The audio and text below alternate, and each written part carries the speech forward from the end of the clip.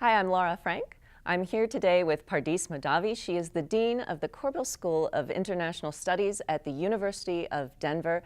Thank you for being here with us. You have studied the origins of the Me Too movement, including as far back as 2000 when you were a writer for the LA Times magazine and you went to Iran. Tell us a little bit about what you found there and why you think those are really the roots of what we're seeing today. Thanks so much, Laura. Yeah, so in 2000, most of the conversations about Iran were very much focused on the regime, very hardline extremist regime. And so I went in an effort to write some more robust stories that told a different side of the story that we don't always hear. When I arrived in Tehran back in 2000, the first thing I noticed was the youth movement.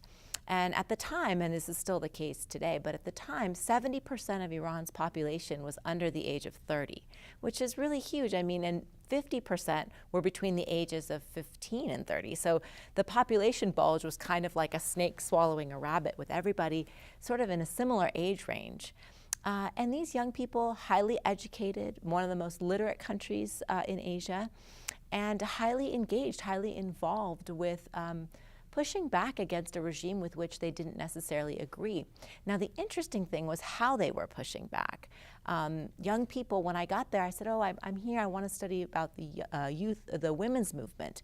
And people said, you know, what's really interesting is the movement that we're engaging in, which they called a sexual revolution.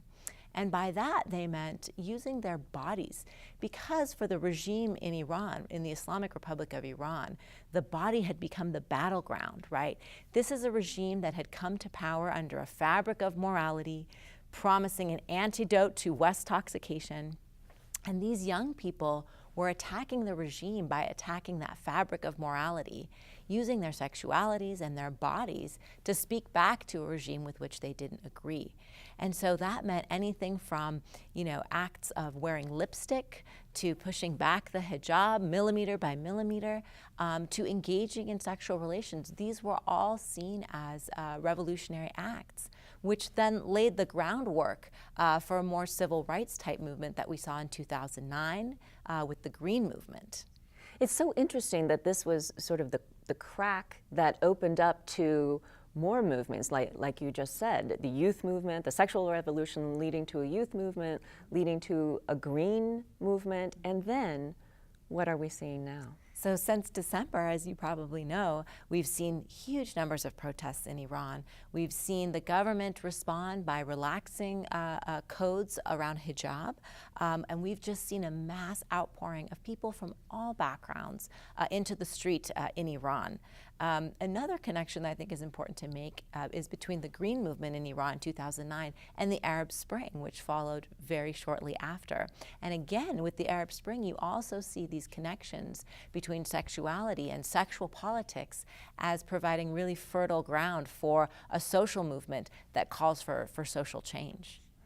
And you have studied in depth in Iran, but you've also looked at other places. Tell us a little bit about what you see throughout the world that really leads us up to the point where we are now. Absolutely. So as I mentioned, the Arab Spring is a really interesting case.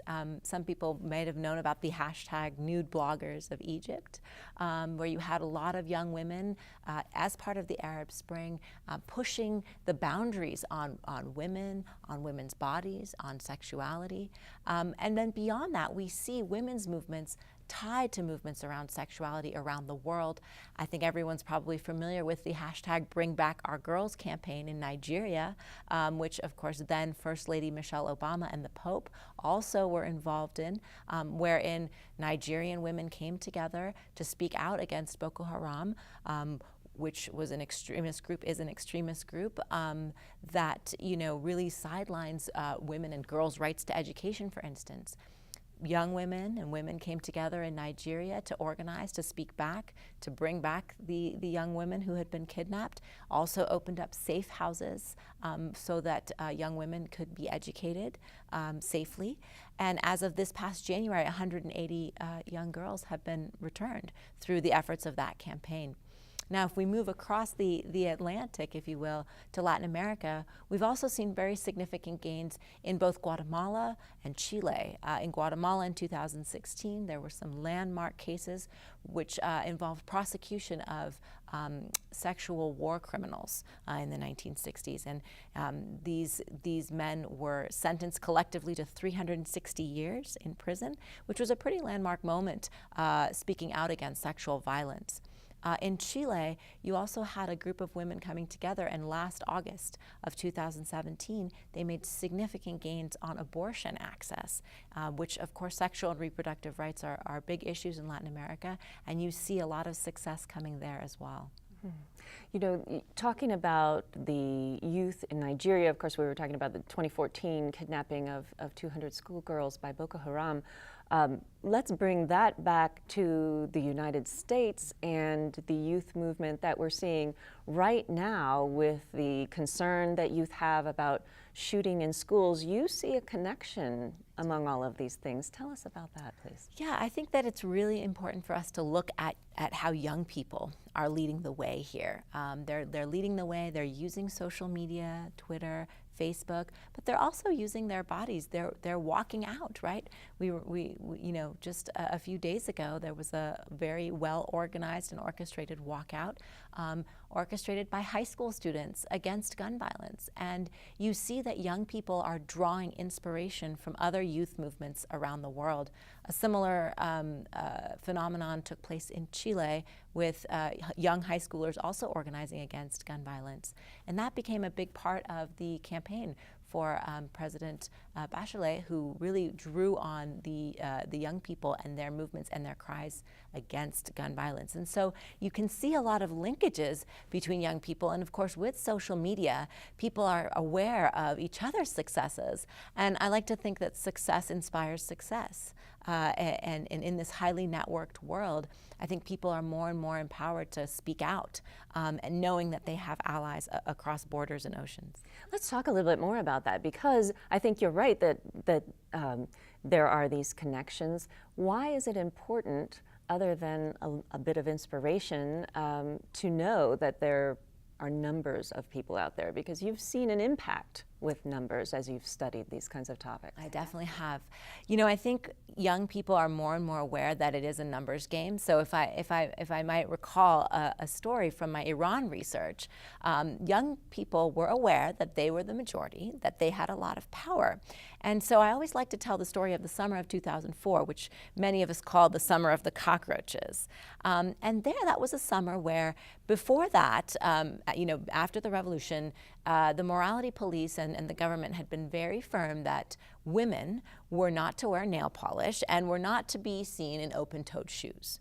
Now, the punishment for young women or men, anyone wearing nail polish, was that if the morality police caught you, they actually would have buckets of cockroaches, and they would dip your hands in these cockroaches, or they would set the cockroaches free on your toes. I mean, it's pretty gruesome when you think about it. But young women realized that they could use social media and they could organize and outnumber the cockroaches and the morality police, if you will. And so one summer, they all organized, and I happened to be there that summer, and they said, on this particular day, we're all going to go out in open-toed shoes, wearing whatever, you know, nail and toe polish we want. What are they going to do? They can't possibly arrest all of us. They can't, there aren't enough cockroaches in Iran to set them loose on all of us.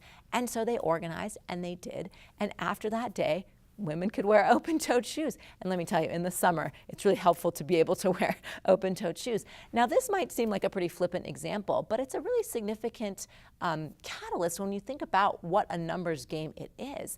I think young people were becoming more and more aware, and that was an important turning point for them, where they realized, look, they can't arrest all of us, right?